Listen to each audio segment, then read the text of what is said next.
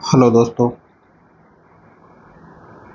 आज हम राजस्थान अध्ययन की मध्यकालीन राजस्थान में सिसोदिया राजवंश को तो हमने अध्ययन कर लिया था। अब करेंगे कछवाा राजवंश। ठीक है दोस्तों, चलो शुरू करते हैं। कछवाा वंश राजस्थान के इतिहास मंच पर 12वीं सदी से दिखाई देते हैं।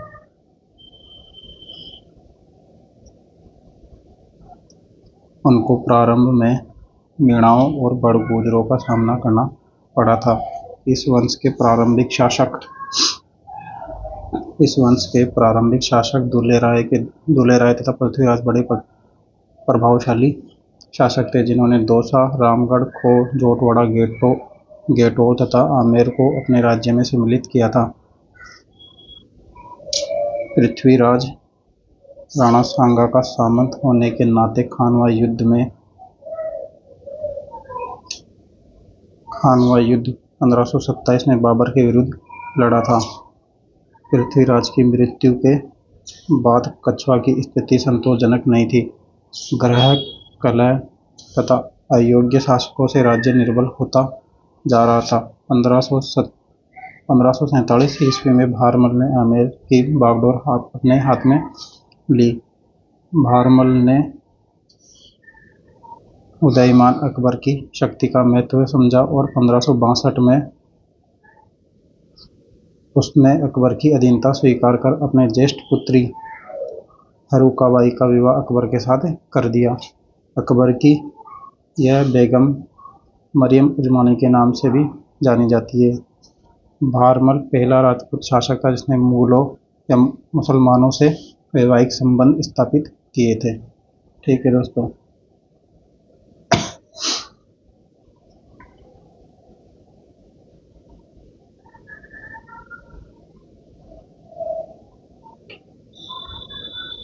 भारमल के पश्चात कछवाा शासक मानसिंह अकबर के दरबार का योग्य सेनानायक था।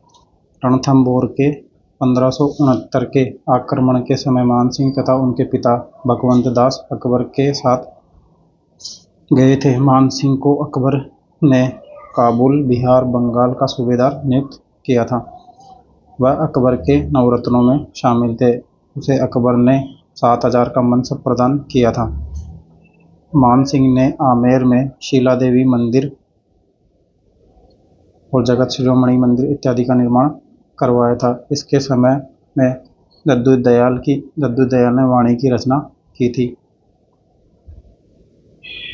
इसमें यह दोस्तों कि अकबर ने मानसिंह को 7000 का मनसब प्रदान करके अपने पुत्र फरजंद की उपाधि भी दी थी और मानसिंह ने आमेर में शीला देवी मंदिर तथा जगत शिरोमणि मंदिर इत्यादि का निर्माण करवाया। उस समय दादू दयाल ने वाणी की रचना आमेर में आकर की थी। ठीक है दोस्तों। मानसिंह के पश्चात शासकों में मिर्जा राजा जयसिंह 1621 से 1667 में इनका शासनकाल रहा, जिसने 46 वर्ष तक शासन किया।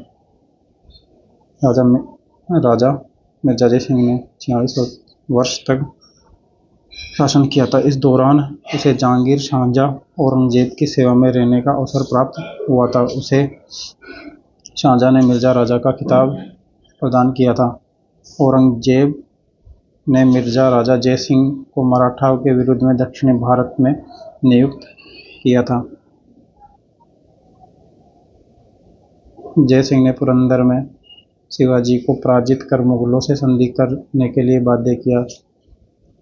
11 जून 1665 को शिवाजी तथा जयसिंह के मध्य पुरंदर की संधि हुई थी, जिसके अनुसार आवश्यकता पड़ने पर शिवाजी ने मुगलों की सेवा में उपस्थित होने का वचन दिया था। इस प्रकार पुरंदर की संधि जयसिंह की राजनीतिक दूरदर्शिता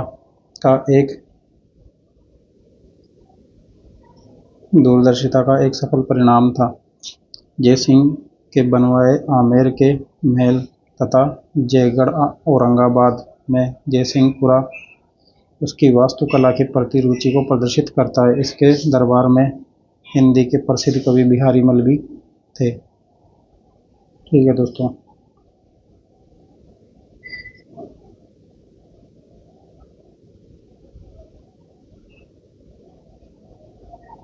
कछवा शासकों में सवाई जयसिंह द्वितीय 1700 से 1743 ईस्वी का अद्वितीय स्थान रखते हैं। सवाई जयसिंह द्वितीय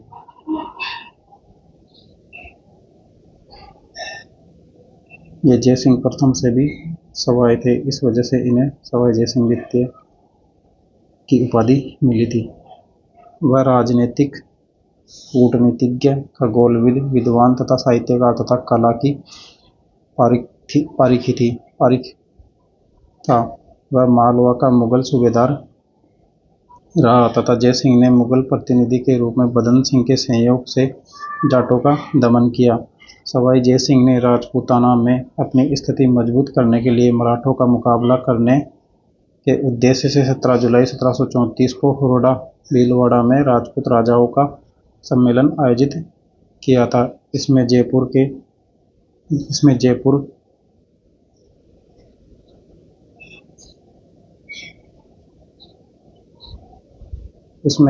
जोधपुर, उदयपुर, कोटा, किशनगढ़, नागौर, बीकानेर आदि के शासकों ने भाग लिया था, परंतु इस सम्मेलन का जो परिणाम होना चाहिए था वह नहीं हुआ, क्योंकि राजस्थान के शासकों में स्वार्थ भिन्नता थी। सवाई जयसिंह अपना प्रभाव बढ़ाने के उद्देश्य से बूंदी के आंतरिक मामलों में हस्तक्षेप कर स्वयं वहाँ का सर्वेसर्वा बन बैठा, परंतु बूंदी के बुद्ध सिंह की पत्नी अमर कुंवरी ने, जो जयसिंह की बहन थी, वह मराठा मल्हारराव होलकर को अपना राखीबंद भाई बनाकर धन का लालच देकर बूंदी आमंत्रित किया, जिससे होलकर तथा सिंधिया ने बूंदी पर आक्रमण कर दिया। सवाई जयसिंह संस्कृत तथा फारसी का विद्वान होने के साथ साथ गणित तथा खगोल शास्त्र का असाधारण पंडित था। उसने 1725 ईस्वी में नक्षत्रों की शुद्ध सारणी बनाई और उसका नाम तत्कालीन मुगल सम्राट के नाम पर जिज मोहम्मद शाही के नाम रखा। उसने जयसिंह कारिका नामक ज्योति ग्रंथ की रचना भी की। सवाई जयसिंह की महान देन जयपुर है, जिसका उसने 1727 ईस्वी में स्थापना की तथा जयपुर के वास्तुकार विद्याधर भट्टाचार्य थे। नगर निर्माण के विचारों में यह नगर भारत तथा यूरोप में अपने ढंग का अनूठा है, जिसका समकालीन वर्तमानकालीन विदेशी यात्रियों ने मुक्त कंठ से प्रशंसा करते हैं तथा जयपुर में जयसिंह ने सुदर्शनगढ़, नाहरगढ़ किले का निर्माण करवाया तथा जयगढ़ किले में जयबाण नामक तोप बनवाई। इसने दिल्ली, जयपुर, उज्जैन, मथुरा, बनारस में 5 वेधशालाएं, जंतर मंतर का निर्माण करवाया, जो ग्रह नक्षत्रों की गति को सही तौर से जानने के लिए बनाई गई थी। जयपुर के जंतर मंत्र में सवाई जयसिंह के द्वारा निर्मित सूर्य घड़ी, जिसमें सम्राट यंत्र के नाम से भी जाना जाता है, दुनिया की सबसे बड़ी सूर्य घड़ी के रूप में प्रसिद्धि प्राप्त है। धर्मरक्षक होने के नाते उसने वाजपेयी, सूर्य आदि यज्ञों का आयोजन भी करवाया। वह अंतिम हिंदू नरेश था जिसने भारतीय परंपराओं के अनुकूल अश्वमेध यज्ञ करवाए थे। इस प्रकार सवाई जयसिंह अपने शौर्य, बल, कूटनीति और विद्वता के कारण अपने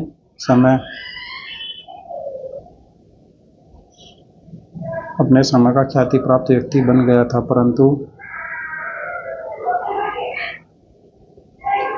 परंतु वह युग के प्रचलित दोषों से ऊपर न उठ सका।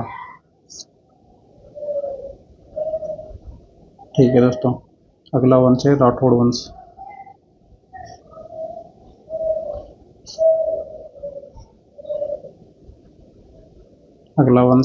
वंश। राजस्थान के उत्तर पश्चिमी भागों में राठौड़ राज्य स्थापित थे। इनमें जोधपुर तथा बीकानेर के राठौड़ राजपूत प्रसिद्ध रहे तथा जोधपुर राज्य का मूल पुरुष राव सिया था, जिसने मारवाड़ के एक छोटे भाग पर शासन किया, परंतु लंबे समय तक गुइल, परमारों तथा चौहान और राजपूत राजवंशों की तुलना में राठौड़ों की शक्ति प्रभावशाली न हो पाई थी। राठौड़ शासक राव जोधा ने 1459 ईस्वी में जोधपुर नगर बसाकर मेहरानगढ़ का निर्माण करवाया था। राव गंगा 1515 से 1532 में खानवा के युद्ध में 4000 सैनिक भेजकर राणा सांगा की मदद की थी। इस प्रकार सांगा ने जैसे शक्ति संपन्न शासक के साथ रहकर राव गंगा ने अपने राज्य का राजनीतिक स्तर ऊपर उठा लिया था। राव मालदेव गंगा का ज्येष्ठ पुत्र था। वह अपने समय का एक वीर प्रतापी शक्ति संपन्न शासक था। उसके समय में मारवाड़ की सीमा हिंडौन, बयाना, भरतपुर, सीकरी और मेवाड़ की सीमा तक प्रसारित हो चुकी थी। मालदेव की पत्नी उमादे जैसलमेर की राजकुमारी इतिहास में रूठी रानी के नाम से विख्यात हुई। मालदेव ने साहेबा के मैदान में बीकानेर के राव जेत सिंह को मारकर अपने साम्राज्य विस्तार की इच्छा को पूरा किया, परंतु मालदेव ने अपने विजयों से जैसलमेर, मेवाड़ तथा बीकानेर से शत्रुता बढ़ाकर अपने सहयोगियों की संख्या कम कर दी। शेरशाह से हारने के बाद हुमायूं मालदेव से सहायता प्राप्त करना चाहता था, परंतु वह मालदेव से संदेह करके अमरकोट की ओर प्रस्थान कर गया। मालदेव की सेना को 1544 में गिरी सुमेल के युद्ध में शेरशाह सूरी का सामना करना पड़ा।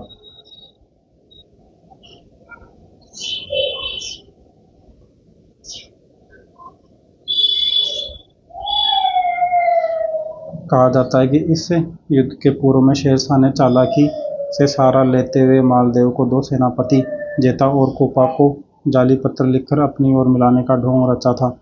इस युद्ध में स्वामित्व भक्ति जेता कोपा मारे गए थे तथा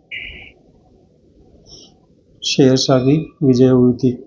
युद्ध समाप्ति के पश्चात में शेरशाह ने कहा था कि एक मुट्ठी भर बाजरे के लिए वह हिंदुस्तान की बादशाहत खो देता।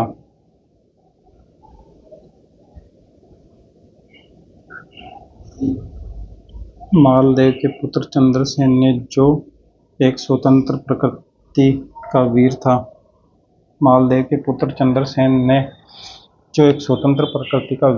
अपना अधिकांश जीवन पहाड़ों में बिताया था, परंतु अकबर की आजीवन अधीनता स्वीकार नहीं की। वंश गौरव तथा स्वाभिमान जो राजस्थान की संस्कृति के मूल तत्व है, वह हम चंद्रसेन के व्यक्तित्व में पाते हैं। महाराणा प्रताप जैसे अपनी स्वतंत्रता की रक्षा के लिए मुगल अधीनता स्वीकार नहीं की, उसी प्रकार चंद्रसेन भी आजन्म अकबर से टक्कर लेता रहा। चंद्रसेन की मृत्यु के बाद अकबर ने चंद्रसेन के बड़े भाई मोटा राजा उदय सिंह को 1583 ईस्वी में मारवाड़ राज्य सौंपा। इस प्रकार उदय सिंह मारवाड़ का प्रथम शासक था। उदय सिंह ने 1587 में अपनी पुत्री मानबाई जोधपुर की राजकुमारी होने के कारण वह जोधाबाई भी कहलाती थी, उसका विवाह जहांगीर के साथ कर दिया। यह इतिहास में जगत गुसाई के नाम से प्रसिद्ध हुई थी। इस वंश के जगत सिंह का पुत्र अमर सिंह राठौड़ राजकुमारों ने अपने साहस तथा वीरता के लिए प्रसिद्ध हुए तथा आज भी इनका नाम ख्याल राजस्थान के गांवों में गाए जाते हैं। अगला है दोस्तों जसवंत सिंह। जसवंत सिंह ने धर्मत का युद्ध 1658 ईस्वी में औरंगजेब के विरुद्ध शाही सेना की ओर से भाग लिया, परंतु शाही सेना की पराजय ने जसवंत सिंह को युद्ध मैदान से भगाने पर मजबूर कर दिया था। जसवंत सिंह खजुआ के युद्ध में सूजा के विरुद्ध औरंगजेब की ओर से लड़ने गया था, परंतु मैदान में सूजा से गुप्त संवाद कर सूजा की ओर शामिल हो गया। उसके लिए अशोभनीय था। हालांकि वह जैसा वीर, साहसी तथा कूटनीतिज्ञ था, वैसा ही वह विद्या तथा कला प्रेमी भी था। उसने भाषा भूषण नामक ग्रंथ की रचना की थी। मोहनोत नैनसी ने उसका मंत्री नैणसी के द्वारा लिखी गई नैणसीरी ख्यात तथा मारवाड़ा परगनारी विगत राजस्थान का ऐतिहासिक, सामाजिक, आर्थिक स्थिति का अध्ययन तथा अनुपम ग्रंथ था। जसवंत सिंह मारवाड़ का शासक था, जिसने अपने बल और प्रभाव से अपने राज्य का सम्मान बनाए रखा। मुगल दरबार का सदस्य होते हुए भी उसने अपनी स्वतंत्र प्रकृति का परिचय देकर राठौड़ वंश के गौरव और पद की प्रतिष्ठा बनाए रखी तथा राठौड़ दुर्गादास और औरंगजेब का विरोध कर जसवंत सिंह के पुत्र अजीत सिंह ने मारवाड़ का शासक बनाया। परंतु अजीत सिंह ने अपने सच्चे सहायक और मारवाड़ के रक्षक अदम्य साहसी वीर दुर्गादास को, जिसने अपने जन्म से उसका साथ दिया तथा बुरे लोगों के बहकाने में आकर किसी अपराध के मारवाड़ से निर्वासित कर दिया, उसकी ये कृतज्ञता उसके चरित्र पर कलंक की कालिम के रूप में सदैव अंकित रहेगी।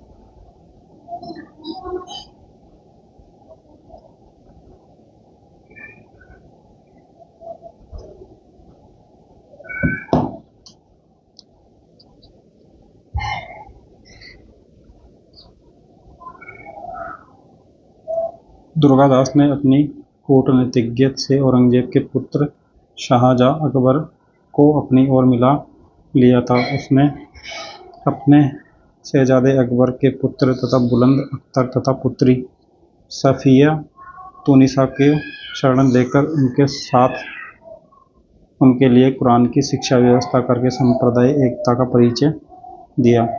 वीर दुर्गादास राठौड़ एक चमकता हुआ सितारा था, जिससे इतिहासकार जेम्स टोड भी प्रभावित हुए बिना नहीं रह सके। जेम्स टोड ने उसे राठौड़ों का यूसिलिस कहा था। जोधपुर के राव जोधा के पुत्र बीका ने 1488 में बीकानेर बसाकर उसे राठौड़ सत्ता का दूसरा केंद्र बना दिया। यानी राठौड़ सत्ता का पहला केंद्र मारवाड़ था और दूसरा बन गया बीकानेर। बीका के पुत्र राव लूणकर्ण को इतिहास में कलयुग का कर्ण भी कहा गया है। बीकानेर के जेतसी का बाबर के पुत्र कामरान से संघर्ष हुआ, जिसमें कामरान की पराजय हुई। 1570 में अकबर के द्वारा आयोजित नागौर दरबार में राव कल्याण ने अपने पुत्र राय सिंह के साथ में भाग लिया। तभी से मुगल सम्राट तथा बीकानेर राज्य का मैत्री संबंध स्थापित हो गया। बीकानेर के नरेशों में कल्याणमल प्रथम व्यक्ति थे जिसने अकबर की अधीनता स्वीकार कर ली थी। अगला है दोस्तों राय सिंह। महाराजा राय सिंह ने मुगलों के लिए गुजरात, काबुल तथा कंधार अभियान किए थे। वह अपने वीरोचित तथा स्वामी भक्ति के गुणों के कारण अकबर तथा जहांगीर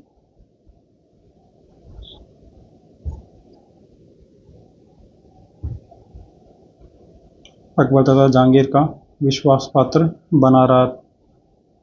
राय सिंह ने बीकानेर के किले का निर्माण करवाया, जिस पर मुगल प्रभाव दिखाई देता है। राय सिंह स्वभाव से उदार तथा दानवीर शासक था। इस आधार पर मुंशी देवी प्रसाद ने राजपूतानाओं का कर्ण कहा है, यानी वह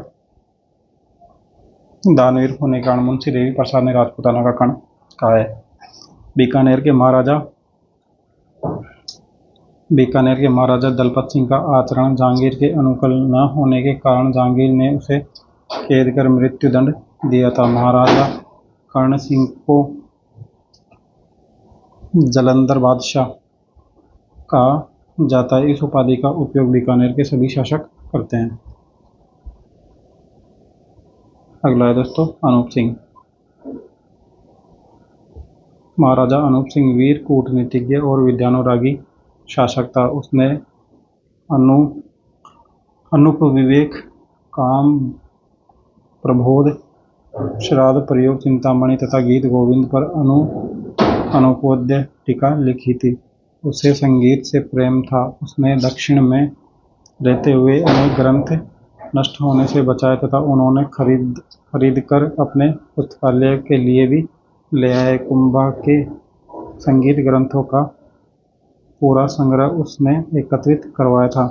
आज अनूप पुस्तकालय बीकानेर में हमारे लिए अलभ्य पुस्तकों का भंडार है, जिसका श्रेय अनूप सिंह के विद्यानुरागों को दक्षिण में रहते हुए उसने अनेक मूर्तियों का संग्रह किया, उन्हें नष्ट होने से बचाया तथा मूर्तियों का संग्रह बीकानेर के 33 करोड़ देवी देवताओं के मंदिर में सुरक्षित है। अगला है दोस्तों, किशनगढ़ में राठौड़ सत्ता का केंद्र था। यहाँ के प्रसिद्ध शासक सावंत सिंह थे, जो कृष्ण भक्ति होने के कारण नागरीदास के नाम से भी प्रसिद्ध हुए। इसके साथ किशनगढ़ में चित्रकला का अद्भुत विकास हुआ तथा किशनगढ़ चित्रशैली का प्रसिद्ध चित्रकार निहाल चंद, जिसने विश्व प्रसिद्ध बनी ठनी चित्र का निर्माण किया या चित्र बनाया। अगला वंश है दोस्तों, चौहान वंश।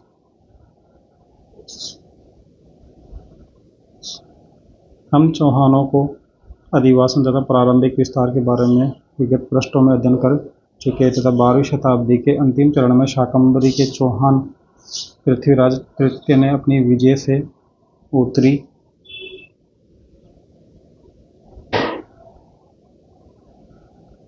भारत की राजनीति में एक विशिष्ट स्थान प्राप्त कर लिया था। उसने चंदेल शासक परमार्दी देव के देशभक्त सेनानी अल्लाह उदल को मारकर 1182 में महोबा को जीत लिया था। कन्नौज के गढ़वाल शासक जयचंद का दिल्ली को लेकर चौहानों में वैमनस्य था। हालांकि पृथ्वीराज चौहान तृतीय भी अपनी दिग्विजय में कन्नौज को शामिल करना चाहता था। इस प्रकार पृथ्वीराज चौहान तृतीय और जयचंद की महत्वाकांक्षा दोनों के वैमनस्य का कारण बन गई थी। पृथ्वीराज राजस्व दोनों के मध्य शत्रुता का कारण जयचंद की पुत्री संयोगिता को बताता है।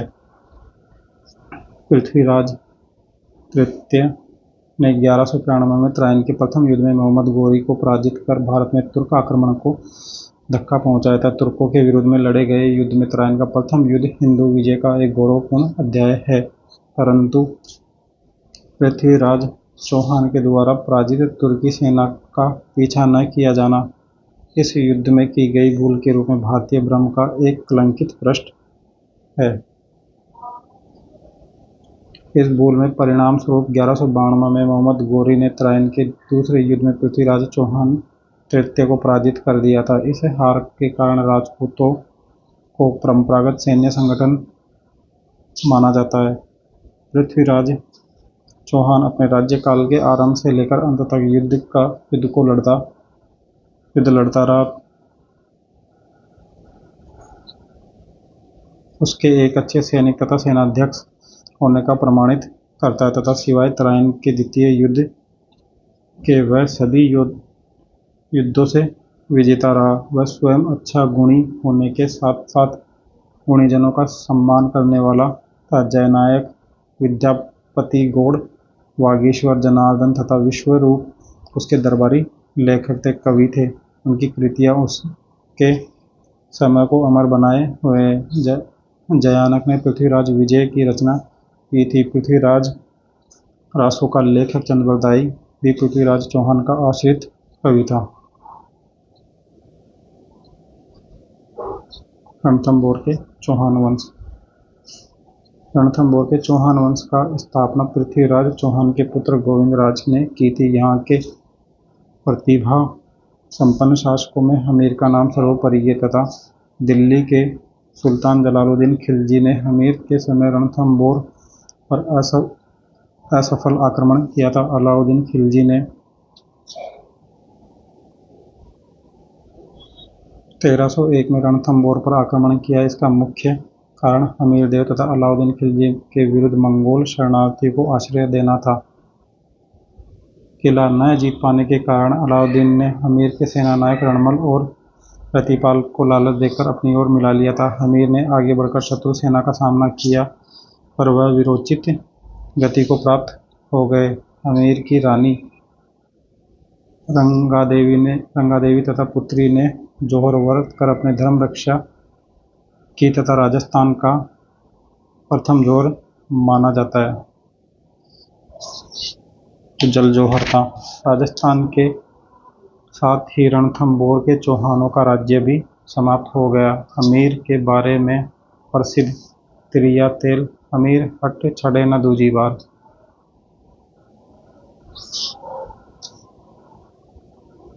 चौहानों का अगला तो जालोर के चौहान शासक।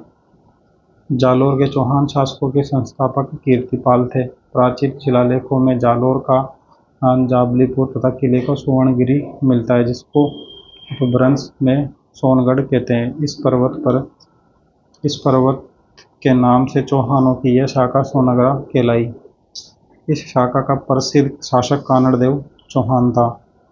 दिल्ली के सुल्तान अलाउद्दीन खिलजी ने जालोर को जीतने से पूर्व 1308 में सिवाना पर आक्रमण किया। उस समय चौहानों के एक सरदार, जिसका नाम सातल देव था, जो दुर्ग का रक्षक था, उसने अनेक स्थानों पर तुर्कों को छकाया था। इसीलिए उसके शौर्य की धाक राजस्थान में जम चुकी थी। परंतु एक राजद्रोही बावले नामक सैनिक ने विश्वासघात करने के कारण सिवाना का पतन हो गया और अलाउद्दीन ने सिवाना जीतकर उसका नाम खैराबाद रख दिया था।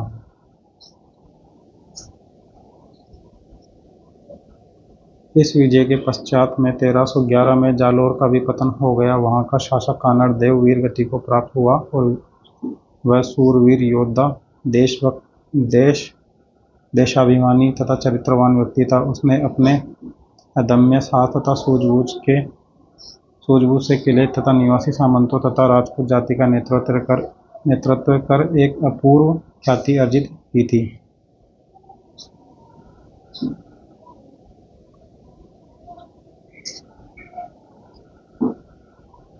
वर्तमान चौहान वंश। हाड़ौती के क्षेत्र पर चौहान वंशीय हाड़ा राजपूतों का अधिकार था। प्राचीन काल में इस क्षेत्र पर मीणाओं का अधिकार था। ऐसा माना जाता है कि बूंदा मीणा के नाम पर बूंदी का नामकरण हुआ है तथा कुंभकालीन राणपुर के लेख में बूंदी का नाम वृंदावती मिलता है। राव देवा ने मीणा को पराजित कर 1241 ईस्वी में बूंदी राज्य की स्थापना की थी तथा बूंदी के प्रसिद्ध किले तारागढ़ का निर्माण बरसिंह हाड़ा ने करवाया था। तारागढ़ ऐतिहासिक काल में चित्रभित्ति के लिए विख्यात रहा। बूंदी के सुरजन सिंह ने 1569 में आकर अकबर की अधीनता स्वीकार की थी। बूंदी की प्रसिद्ध 84 खंभों की छतरी शत्रुसाल हाड़ा का स्मारक, जो 1698 में शामूगढ़ के युद्ध में औरंगजेब के विरुद्ध में शाही सेना की ओर से लड़ता हुआ मारा गया था। बुद्ध सिंह के शासनकाल में मराठाओं ने बूंदी रियासत तथा आक्रमण किया था। प्रारंभ में कोटा बूंदी राज्य का ही भाग था, जिसे शाहजहां ने बूंदी से अलग कर माधो सिंह को सौंपकर 1631 में नए राज्य के रूप में मान्यता दी थी। कोटा राज्य का दीवान झाला जालिम सिंह इतिहास चर्चित व्यक्ति रहा है। कोटा रियासत पर उसका पूर्ण नियंत्रण तथा कोटा में ऐतिहासिक काल से आज तक कृष्ण भक्ति का प्रभाव रहा है। इसीलिए कोटा का नाम नंदग्राम भी मिलता है। कोटा बूंदी में सांस्कृतिक उपागम के रूप में यहाँ की चित्रशैली विख्यात रही तथा बूंदी में पशु पक्षियों का श्रेष्ठ अंकन भी हुआ है। वह कोटा शैली शिकार के चित्रों के लिए विख्यात रही। ठीक है दोस्तों, थैंक यू।